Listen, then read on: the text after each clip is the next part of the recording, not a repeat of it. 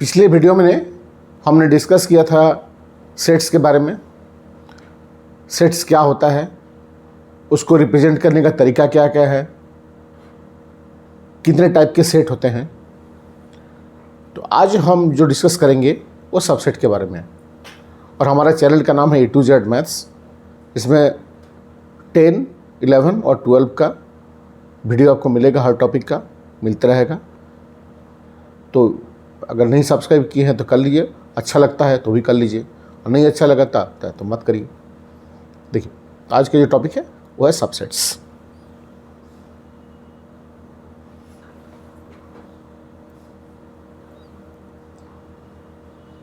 Subset set के बारे में आपको जानकारी हो ही गया था। It is a well defined collection of objects. अब सब देखिए, मान लीजिए एक सेट में लेता हूं, ए सेट,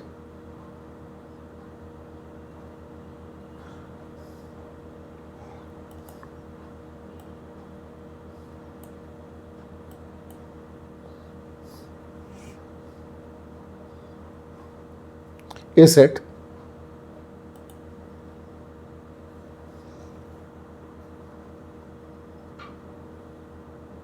वो क्या है, मान लीजिए 11A क्लास का स्टूडेंट का सेट है।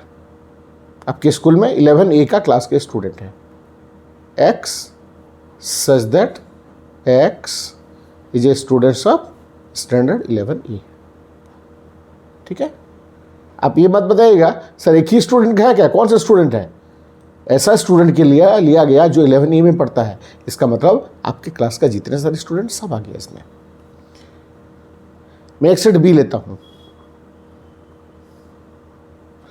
X such that X is a student of standard 11 in your school। मान लिया 3-4 सेक्शन है, 4 सेक्शन है आपका स्कूल में, तो पूरा जितने सारे 11 का स्टूडेंट है उनका सेट में ले लिया हूँ। अब देखिए, सब का मतलब क्या है यहाँ पर। सब मतलब पार्ट ऑफ द सेट। सब मतलब सेट से उठाकर कुछ एलिमेंट को एक नया सेट बनाया गया है, तो सब हो गया वो। तो बताइए, ये जो 11 का स्टूडेंट का जो क्लास का सेट है, उसमें से आपने ए सेट क्या लिया कि 11A का स्टूडेंट है, तो A is the sub of B. A जो है वो बी का सब है। क्लियर है। तो मैथमेटिकल ट्रीटमेंट कैसे होगा कि अगर मान लीजिए कोई स्टूडेंट ए में है तो जरूर बी में होगा, क्योंकि बी से ही तो बनाया गया है ए सेट को। इसका मतलब बी का एलिमेंट से ही ए सेट बना है, तो ए सेट का जितना सारा एलिमेंट है वो बी में जरूर रहेगा। ठीक है, तो हम क्या बोलते हैं कि A subset of B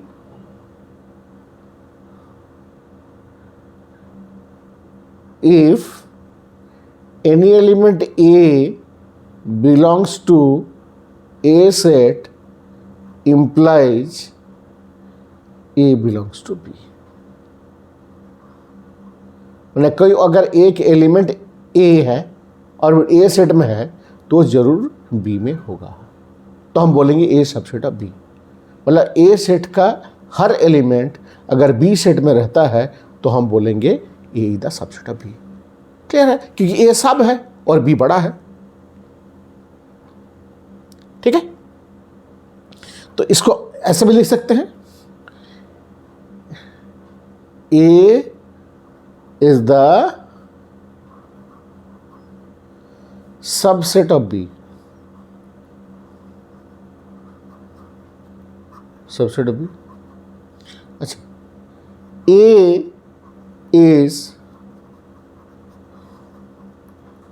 contained in B। A B के अंदर है, वो भी सही है, या B कंटेन्स A। ये क्या है, सब एक ही मीनिंग है। Clear.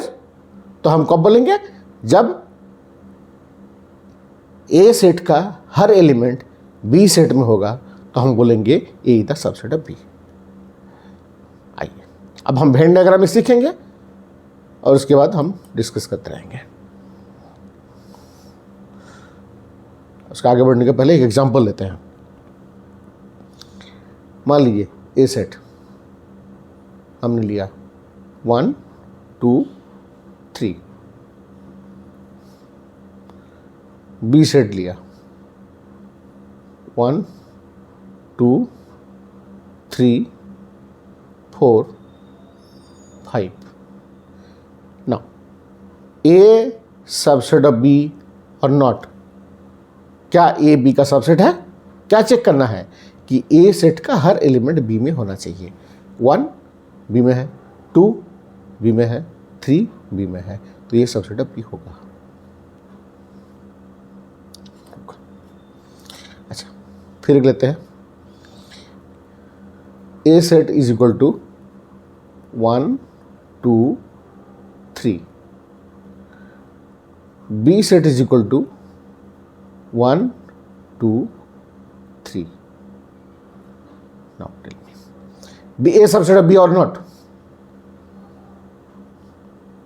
A subset of B है ना, सही है। क्यों है ना? ए का हर एलिमेंट बी में है। क्या बी सबसेट ऑफ ए है? यस। क्यों ना? बी का हर एलिमेंट ए में है। तो इस केस में हम लोग क्या बोलते हैं ना, A is equal to B set. ठीक है, मतलब A subset of B and B subset of A, तो उस केस में क्या हो जाएगा, ए और बी दो इक्वल सेट हो जाएगा। ठीक है,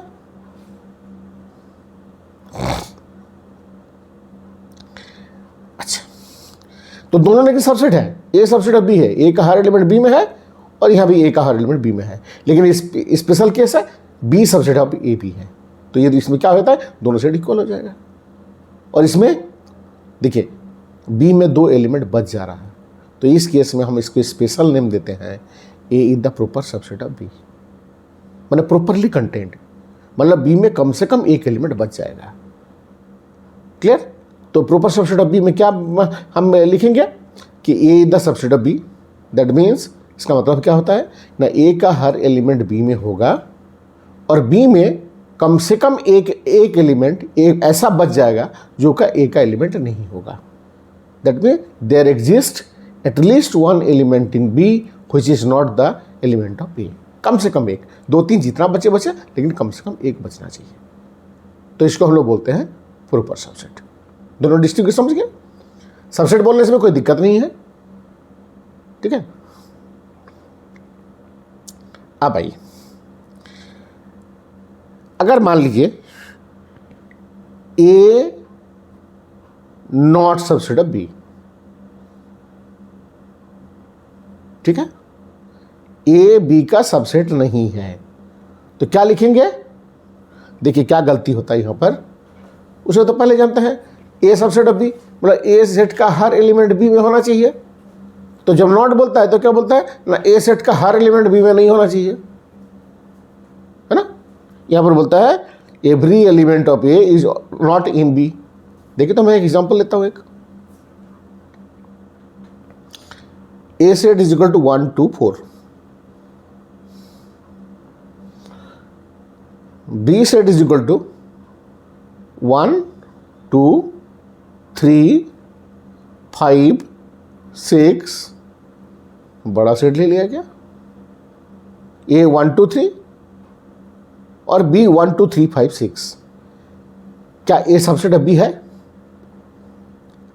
ए सबसेट होने के लिए क्या चाहिए, ए का हर एलिमेंट बी में होना चाहिए। तो ए 1 वह इसमें है, 2 इसमें है, लेकिन 4 इसमें नहीं है। ठीक है, तो सबसेट नहीं हुआ।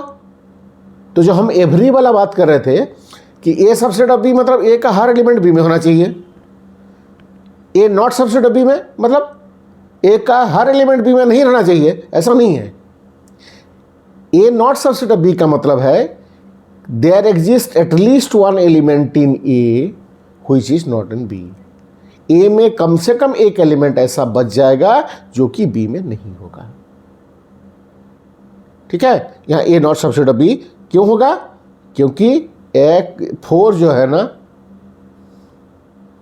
4 बिलोंग्स टू ए है, but 4 does not belong to B है। इससे ज़्यादा मतलब नहीं है कि 1A में है 1B में है, कोई मतलब नहीं रखता है। 2A में है 2B में है, इसका भी कोई महत्व नहीं है। लेकिन 4A में है 4B में नहीं है। ठीक है, तो जैसे ही नॉट लग जाएगा एवरी वर्ड हट जाएगा। तब क्या होगा, there exist at least one element in A which is not in B. ये 4 के चलते ही ये सबसेट नहीं हुआ। तो नॉट वाले में ध्यान देना है ढंग से, नॉट वाले में क्या होगा। नेक्स्ट पार्ट आइए, अगर ए द सबसेट ऑफ बी, ठीक है ना, देन व्हाट अबाउट बी? जैसे 2 is less than 6, 2 is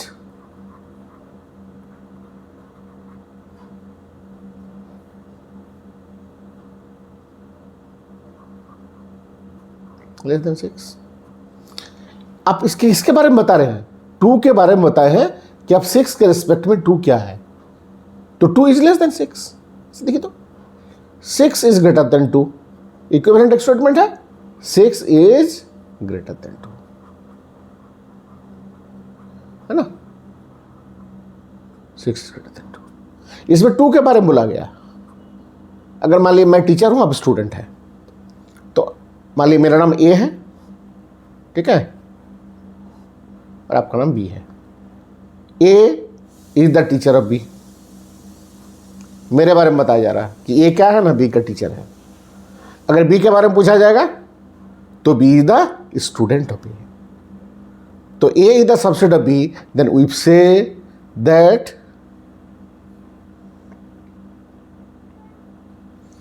B is the super set of A.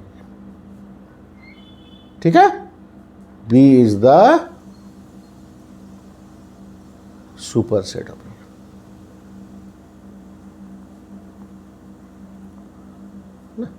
इसे बी के बारे में लिखा गया, what is B with respect to A, और इसमें क्या लिखा गया ना, A with respect to B. A क्या है ना, बी का सबसेट है, तो बी क्या होगा ना, ए का सुपर सेट है। अब आते हैं एक यूनिवर्सल सेट, कॉन्सेप्ट ऑफ,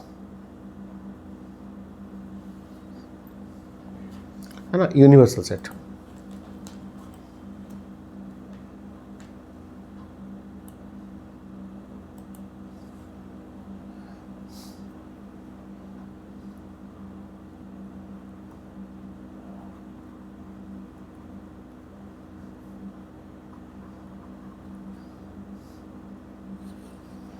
इसको कभी कभी कोई एक्स लिख लेता है, कोई कैपिटल यू लिख लेता है ना, कोई कभी ये सिंबल दे देता है, यूनिवर्सल सेट। देखिए देख के क्या लग रहा है, यूनिवर्सल सेट कितना बड़ा सेट होगा। ठीक है, now every set under consideration is the subset of universal set. मतलब कोई भी सेट अगर हम लिखेंगे वो यूनिवर्सल सेट के सबसेट होगा, मतलब यूनिवर्सल सेट से ही बना हुआ रहेगा। मतलब कोई भी ऐसा सेट नहीं होगा जिसका एलिमेंट यूनिवर्सल सेट के एलिमेंट से बाहर जाएगा। ठीक है, मतलब कोई भी सेट लिखते हैं, अगर ए सेट लिखते हैं वो भी यू का सबसेट होगा, अगर बी सेट लिखते हैं वो भी यू का सबसेट होगा, सी सेट लिखते हैं वो भी यू का सबसेट होगा। ठीक है, इसका मतलब universal set is the super set of any set.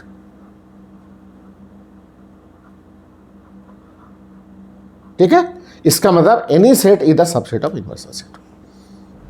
अब बताइए कौन सा सेट, क्या सेट होगा universal set? That depend upon the set you have considered. A B C D जो भी रेफरेंस सेट है उसके हिसाब से डिपेंड करेगा यूनिवर्सल सेट क्या होगा।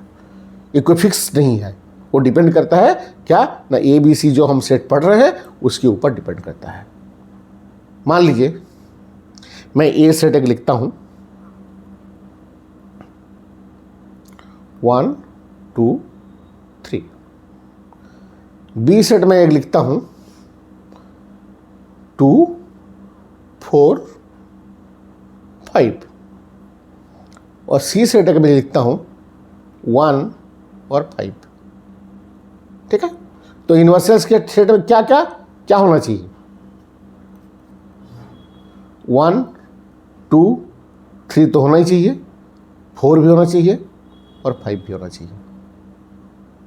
देखिए तो A 1 2 3 इसमें है, B 2 4 5 2 4 5 है, C सबसेट ऑफ U 1 5 इसमें है।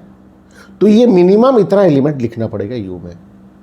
अब बोलेंगे सर अगर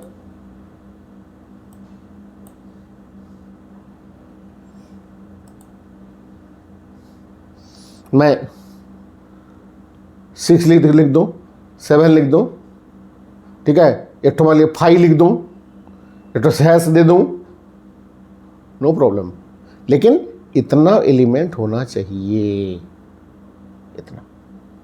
उसके बाद कुछ लिखो चाहे नहीं लिखो, कोई फर्क नहीं पड़ता है ना। अगर मान ली 1 2 3 4 5 आपने लिखा, 6 तक यूनिवर्सल सेट लिखा और यहाँ पर तो 7 डाल दिया, 1 5 7, तो कभी नहीं हो सकता ये, क्योंकि कोई भी सेट जो होगा वो यूनिवर्सल सेट का सबसेट होना ही है।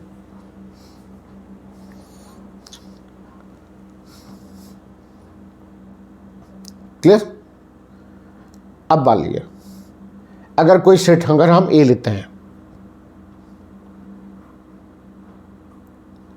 ठीक है, 1 और 3 मान लीजिए, तो इसका नंबर ऑफ सबसेट्स कितना होगा?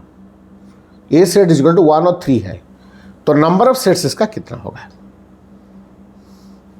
अच्छा, अगर मान लिया, देखिए तो मैं एक सेट बनाता हूं 1, बोलिए तो ये जो है ए के सबसेट का सबसेट है कि नहीं?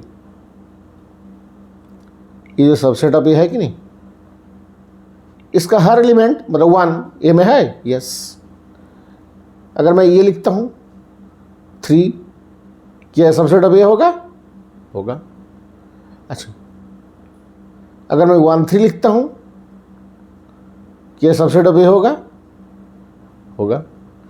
इसका हर एलिमेंट ए में है, इसका भी हर एलिमेंट ए में है, इसका भी हर एलिमेंट ए में है, मतलब ये क्या है ना, A subset of A, A is the subset of A, मतलब every set is the subset of itself. हर कोई सेट अपना सबसेट है, कोई एक ए सेट है, उसका हर एलिमेंट तो ए में होगा ही, इसलिए ये सबसेट ऑफ ए होगा। अब हम ये बताना चाहते हैं, तो 3 हुआ, 5 subset of A, subset of A.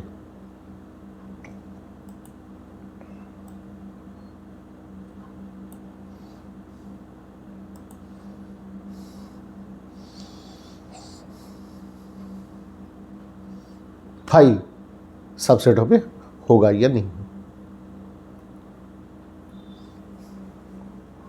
ठीक है, 5 हम बोलेंगे 5 सबसेट ऑफ ए होगा, कोई बोलेगा नहीं सर कुछ नहीं है तो सबसेट ऑफ ए कैसे होगा? चलिए डिस्कस करते हैं। चलिए थोड़ी देर के लिए हम कंट्राडिक्शन मेथड पे चलते हैं, कि मान लेते हैं कि 5 जो है, ठीक है ना, वो ए का सबसेट नहीं है, कि 5 ए का सबसेट नहीं है। इसका मतलब क्या निकलता है कि 5 में कम से कम एक एलिमेंट बच जाएगा जो कि ए में नहीं है, जो कि इस एग्जांपल में दिखाया गया था।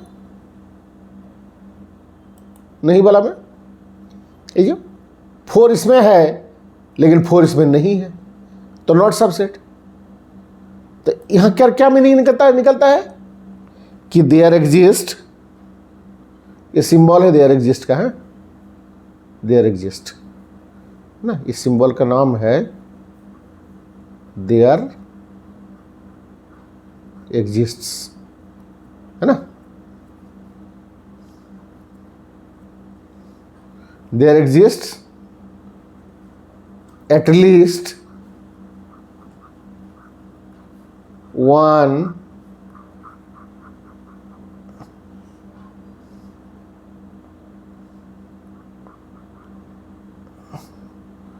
element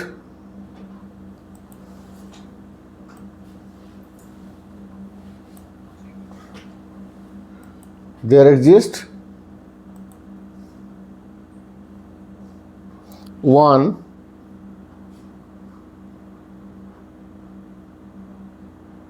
element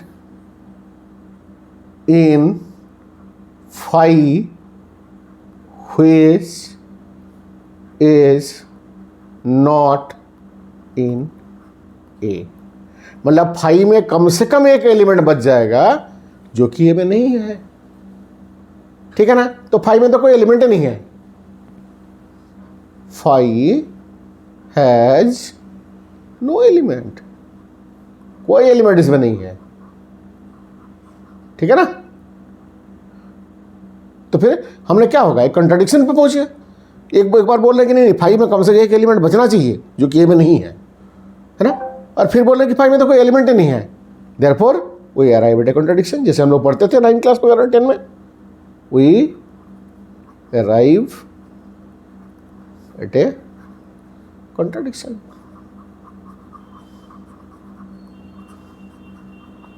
है ना। कंट्राडिक्शन पे आ रहे हैं। एक बार बोल रहे हैं कि नहीं फाइव में तो कोई एलिमेंट ही नहीं है, फिर एक बार बोल रहे कि नहीं कम से कम एक एलिमेंट होना चाहिए, इसका मतलब फाइव सबसेट ऑफ ए होगा, इसका मतलब फाइव जो है ना सबसेट ऑफ ए होगा, यही रीजन है। तो यहां पर फाइव सबसेट ऑफ ए होगा,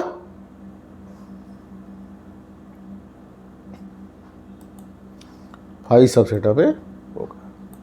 तो हम क्या कहते हैं, अभी इसमें टिक लगा लिया।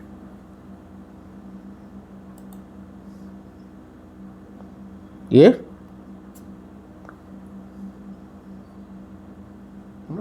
एक बड़ा सा टिक लगा दिया, हो गया सबसेट है, फाइव सबसेट है हुआ है।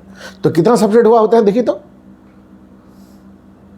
फाइव किसी के सबसेट पे होगा, ए अपने आप में सबसेट है, ठीक है, और एक एक करके लिया, दो दो करके एक एक करके लिया, एक बार 1 लिया, एक बार 3 लिया, एक बार 1 3 लिया और 5 लिया, 4 हुआ। तो एक्चुअली क्या है, number of subsets 2 to the power n होता है। 2 एलिमेंट है तो 2 टू द पावर 2, कितना एलिमेंट होगा ना 2 टू द पावर 2, है ना, ये होगा 4। एक्चुअली कितना होता है 2 टू द पावर n होता है। नंबर ऑफ सबसेट्स जो है वो 2 टू द पावर n होता है। तो प्रॉपर सबसेट क्या होगा, एक घट जाएगा, है ना। तो इसमें क्वेश्चन लिखते हैं कि राइट ऑल द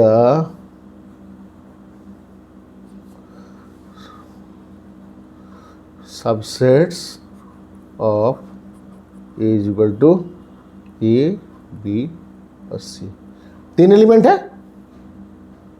रोटी जाने इक्वल टू 3, ठीक है। तो नंबर ऑफ सबसेट्स कितना होगा, number of subsets of A is equal to 2 to the power 3, 2 to the power n is equal to 8 होना चाहिए। तो कौन कौन सा होगा, एक होगा 5, ठीक है,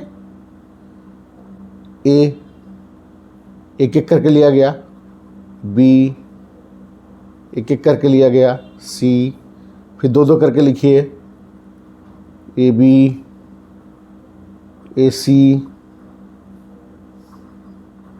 बी सी, हो गया।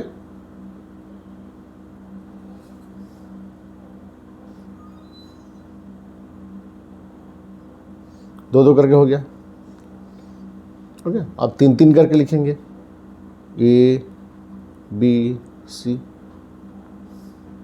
कितना हो गया देखिए, 5 ए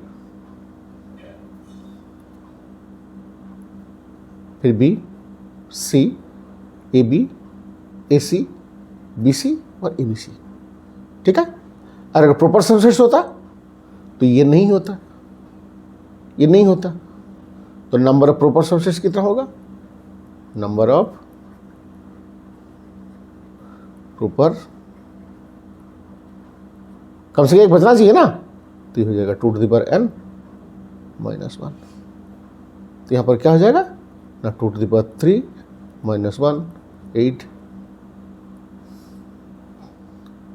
8 माइनस 1 7। कौन सा नहीं होगा, ये वाला नहीं होगा, ये वाला छोड़ के, ठीक है। यहाँ पर राइट लिखने के लिए बोला सबसेट, अब देखिए, एक तो आता है power set of A, power set of A, इसको लिखते हैं P A.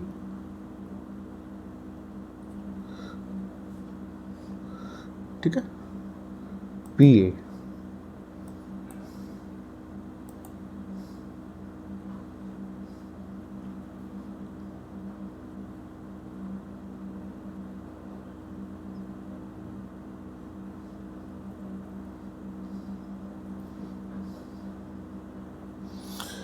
Power set of A और राइट, देखिए राइट ऑल द सबसेट्स, और हम यहां पर बोल रहे हैं पावर सेट ऑफ ए, इसका मतलब set of all the subsets of A.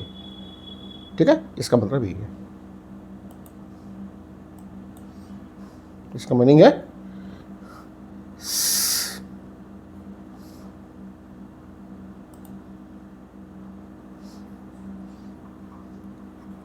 Set of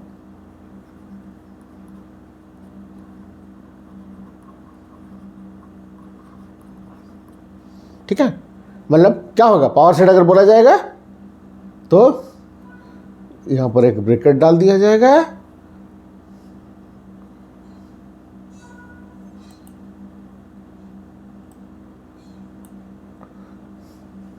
और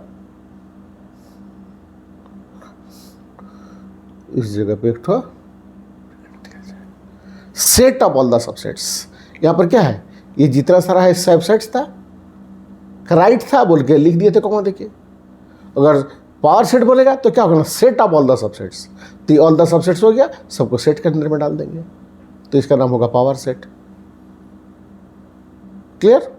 अगले दिन हम डिस्कस करेंगे वेन डायग्राम के बारे में और operation on sets, union, intersections, ठीक है, with respect to the Venn diagram, और साथ साथ वेन डायग्राम में कौन सा जोन रिप्रेजेंट होगा और वेन डायग्राम के सहारे कैसे हम ऑपरेशन सेट्स कर सकते हैं वो दिखाएंगे अगले दिन। तब तक के लिए इंतजार कीजिए। अगर आपको वीडियो अच्छा लगा होगा तो ज़रूर सब्सक्राइब कीजिए, लाइक कीजिए, और अच्छा नहीं लगा होगा तो फिर कोई बात ही नहीं होता है। धन्यवाद।